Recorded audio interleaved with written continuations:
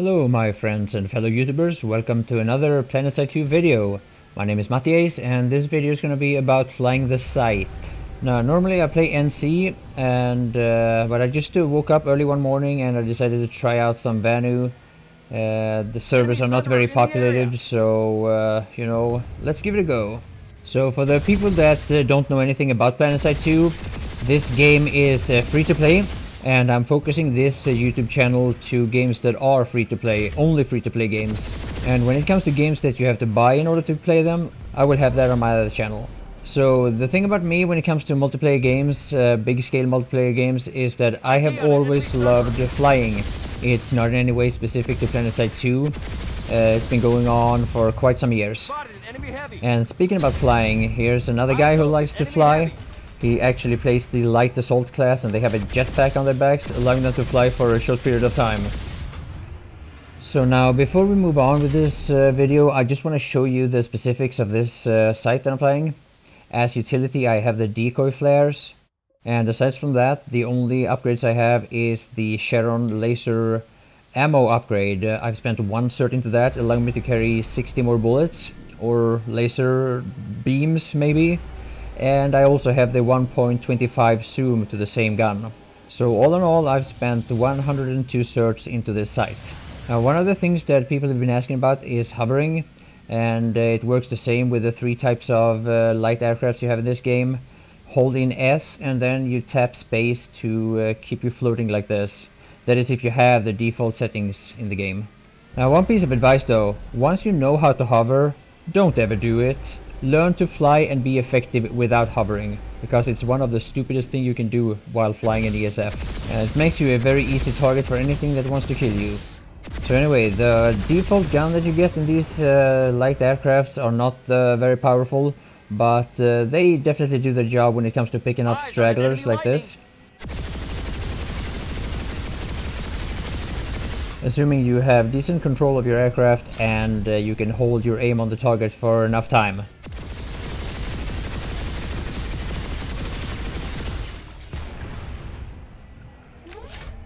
And would you look at that, a heavy assault activating the shield. I doubt I would have seen him had he not activated it, but well, that's his choice. So, the first dogfight of the day. Let's see how this goes.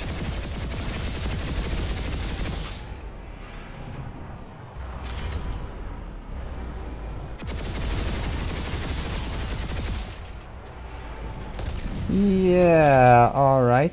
Well, there's a lot of that going on these days. Makes me wonder if Planetside 2 isn't the game that has the highest suicide rate out of all first-person shooter games.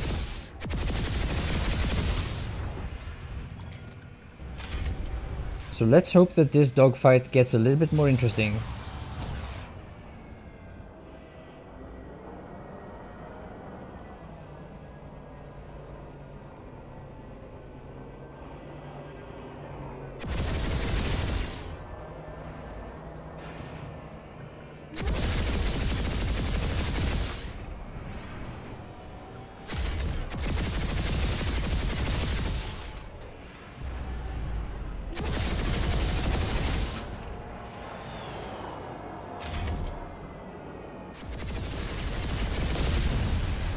Alright, well, nothing overly epic, but still. And when it comes to dogfighting, being the one that gets the upper hand from the beginning is a very big advantage. You just make sure that you can keep that advantage. And well, this time it wasn't that big of a deal. This time is the other way around, but I don't know, for whatever reason I get behind him. And I'm gonna try to stay on his tail here for as long as it takes to take him out.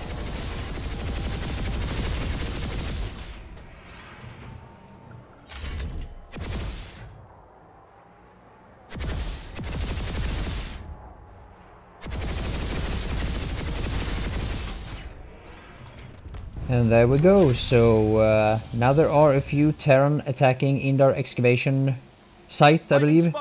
2 lightnings, 1 sunderer. And yeah, look at this. Right now I'm taking damage only from the sunderer, and see how much damage I'm actually taking.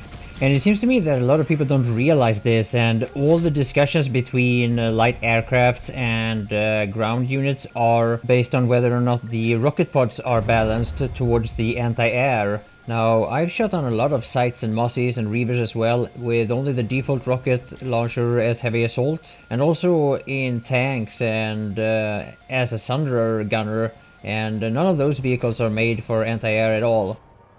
So anyway, another Mossy shows up, I'm on its tail, and well, there seems to be a lot of lag going on here. And also there seems to be a lot of suicidal tendencies going on as well. And I still wanted to get that guy there, but I guess it wasn't meant to be. Instead, I'm gonna try to see if I can help my wingman that I didn't really know that I had. But still, he's being chased by a Mossy, and I'm gonna see if I can save him.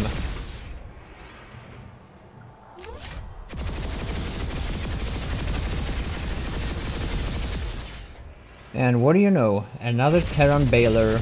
And because of this, it's not very rewarding to try to be good at dogfighting.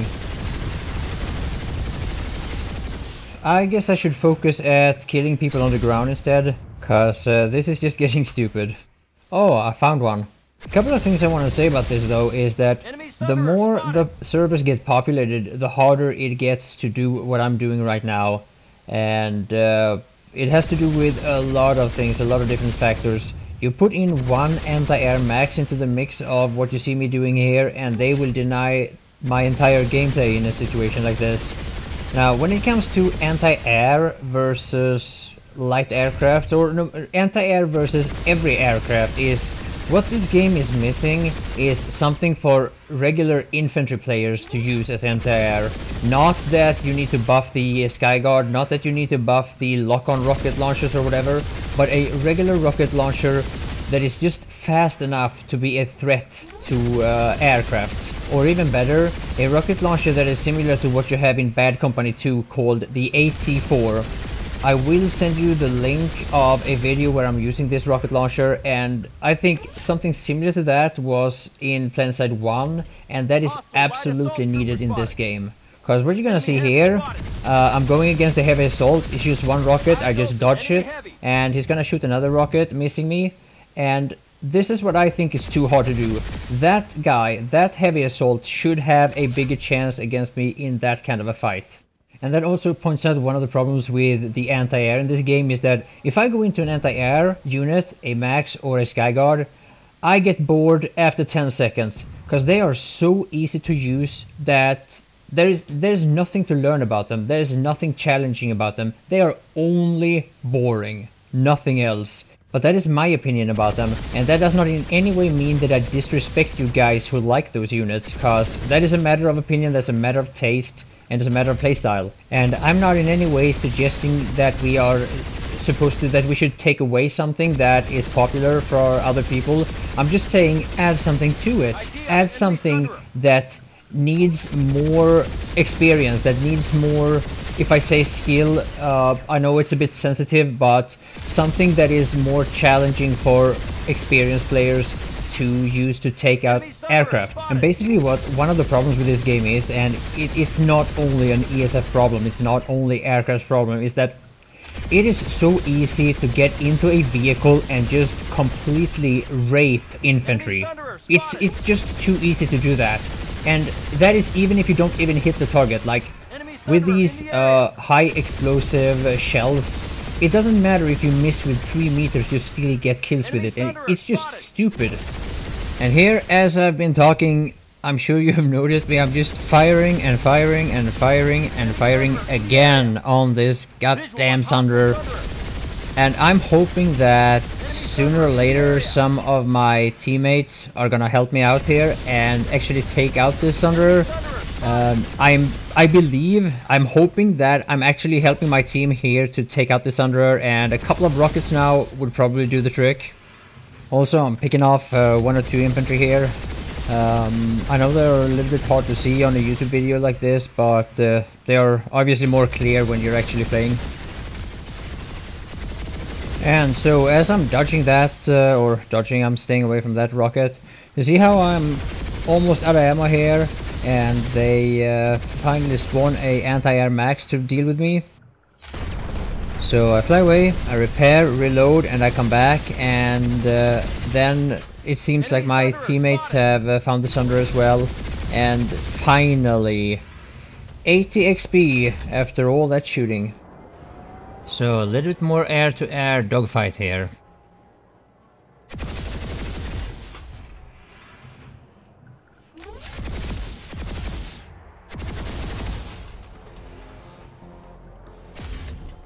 Generator repaired. Victory is at hand.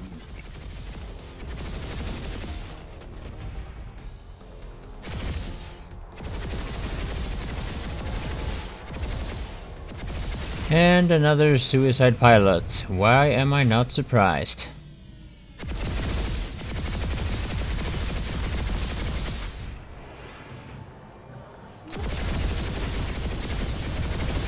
And oops, sorry mister, I'm not even gonna try to pronounce your name. I really don't like rammers and I hate being one myself, so if you're watching this video, my apologies. SCU repaired. Now next up, what you see me doing here, this is something that is very risky to do, and I do not recommend it. I am chasing a Mossy towards the enemy territory, enemy controlled territory, and it's a quite well-known tactics for squads to try to lure an enemy aircraft into an area of a lot of anti-air units.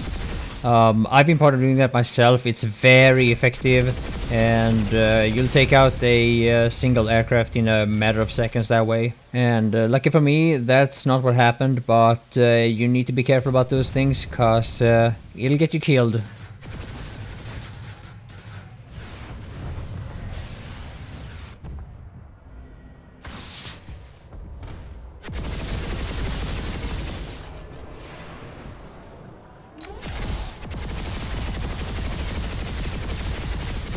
And here, as I'm locked, I'm trying to get to hide behind that rock here, but the rocket hits me, so there's no point hiding anymore.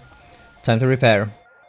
And one of the strong things about the Scythe, or the best thing about the Scythe, is that it's very easy to land. You don't risk crashing as much with the Scythe as with the other two aircrafts. In an emergency landing, the Scythe is definitely the best one of the three. So there's only a few more minutes left of the video, and there's gonna be a couple of more dogfights. I think I'm gonna take out a few more ground targets, and I hope you enjoyed it. There will be more videos coming out. Please don't hesitate to ask questions. I'll respond to you as best as I can. And as this game keeps changing due to balances, due to patches, and as I'm leveling up and gaining access to more weapons, I'm gonna try out everything that seems interesting to me.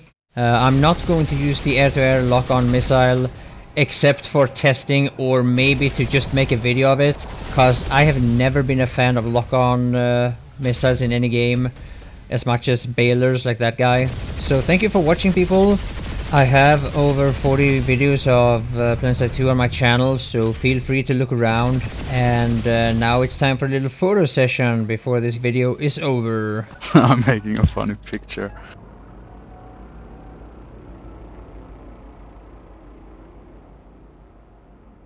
Alright, thanks.